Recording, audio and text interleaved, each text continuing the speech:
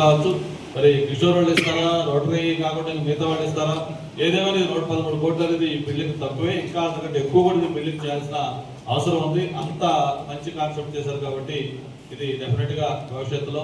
అలాగే మా నరేష్ చెప్తా ఉన్నారు, ఈరోజు మనకి జంట నగరాల్లో హైదరాబాద్, సికింద్రాబాద్ లాంటి ఒక పెద్ద దీంట్లో కూడా ఈ కెపాసిటీ ఉన్న ఇది లేదని చెప్పారు.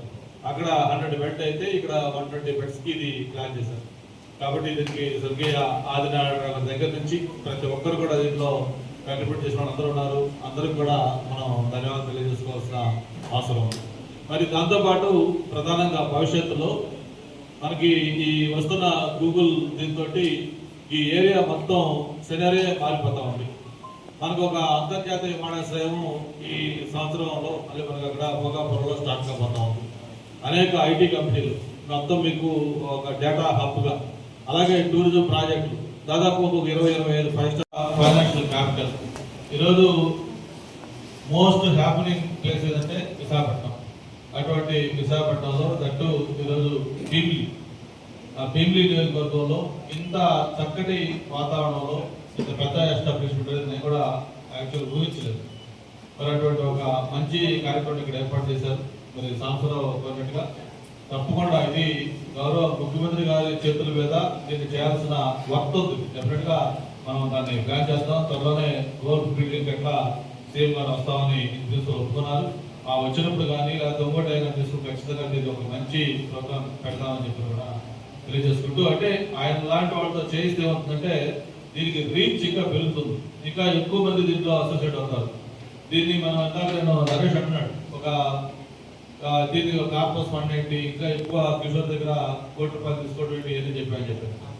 నాకు కూడా మా ఊరు ప్రోగ్రామ్ పెట్టినప్పుడు ఈరోజు అన్ని ప్రోగ్రామ్స్ లో ఇది 4వ ప్రోగ్రామ్.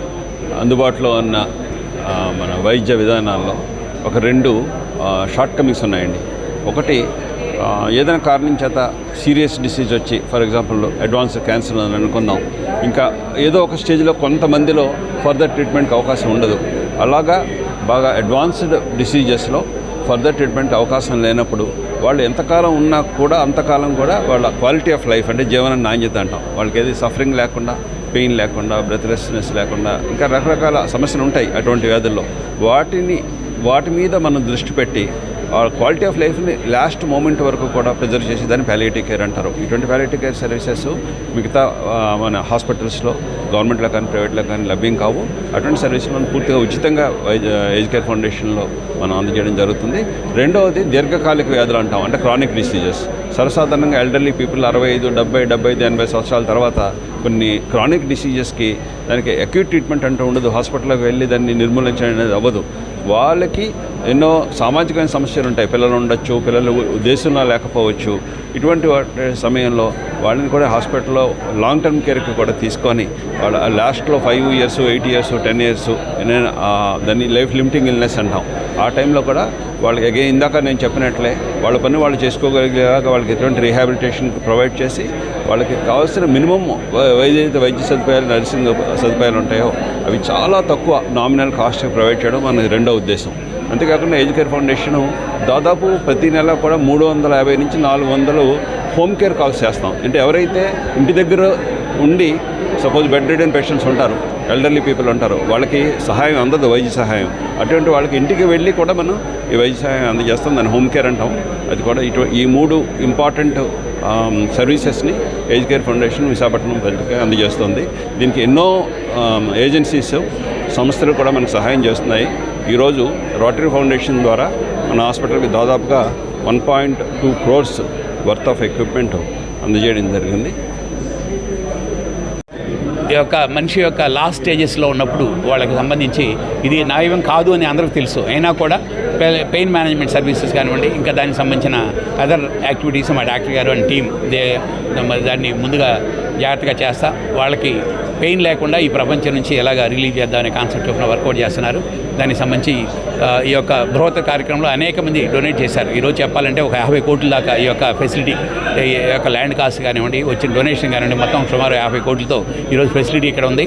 దీనికి సంబంధించి ఈరోజు మా కిషోర్ గారు ఇంకొక 4 కోట్లు రోటరీ ఇంటర్నేషనల్ వాళ్ళు దీంతో వాళ్ళ యొక్క ఐ ఫెసిలిటీ ఇక్కడ తయారు పెడతా ఉన్నారు. ఇలాగా ఊళ్ళో ఏదో బెస్ట్ సర్వీస్ ఉంటే ఆ బెస్ట్ సర్వీస్ని ఇక్కడికి తీసుకొచ్చేసి ఊళ్ళో ఉన్న జనాలందరికీ మంచి సేవ చేద్దామని ఉద్దేశం చొప్పున మా డాక్టర్ రాజు గారు and team they are doing their best here అండి. We are very much happy. ఎందుకంటే ఈ యొక్క ఫెసిలిటీకి అనేక మంది దాతలు ముందుకు వచ్చినందుకు చాలా సంతోషంగా ఉందండి.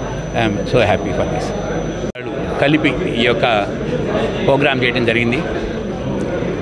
ఈ యొక్క ఏజ్ కేర్ ఫౌండేషన్ ఆర్గనైజేషన్ మా డాక్టర్ ఎన్ఎస్ రాజు గారు మేము అందరం ఒక టీం లాగా తెలిపి డాక్టర్ ఆదినారాయణ గారు మాకు ఇచ్చిన డొనేషన్తో ఇక్కడ 1 lakh ఎస్ఎఫ్టీ ఇక్కడ ఫెసిలిటీ క్రియేట్ చేసాం. సుమారు 120 బెడ్ల కెపాసిటీ ఈ యొక్క ఫెసిలిటీతో మనం ఇది వీ కెన్ సే ఇండియాలోనే నెంబర్ 1 ఫెసిలిటీలుగా దీన్ని తీర్చిదిద్దాం. దీన్ని త్వరలో మేము ఆనరబుల్ సీఎం గారి చేత ఇనాగ్రేట్ చేపిద్దాం అనుకుంటున్నాం. ఈరోజు ముఖ్య అతిథి కూడా గంటా శ్రీనివాస్ గారు డెఫినెట్గా సీఎం గారిని తీసుకురావడం ప్లాన్ చేస్తున్నారు. ఎందుకంటే ఇలాంటి ఫెసిలిటీ ఎక్కడా లేదండి. కథం హాస్పిటల్కి వెళ్తే వాళ్ళు డబ్బులు. రోటరీ పాస్ డిస్ట్రిక్ట్ గవర్నర్ మా రోటరీ క్లబ్ గ్రేటర్ విశాఖ తరఫున రోటరీ ఫౌండేషను మరియు ఇతర రోటేరియన్స్ సహకారంతో 113 లక్షల రూపాయల వ్యయంతో కొన్ని పరికరాల్ని ఈ ఏజ్ కేర్ ఫౌండేషన్కి ఈరోజు ఇవ్వటం జరిగింది. అందులో ముఖ్యంగా కిచెన్ ఎక్విప్మెంటు, ల్యాబ్ ఎక్విప్మెంటు మరియు ఫిజియోథెరపీకి one of the most modern equipment imported మన ఆంధ్ర రాష్ట్రంలో కూడా లేనటువంటి కొన్ని ఎక్విప్మెంట్ని ఈరోజు ఇక్కడ ఇవ్వటం జరిగింది. Thank you.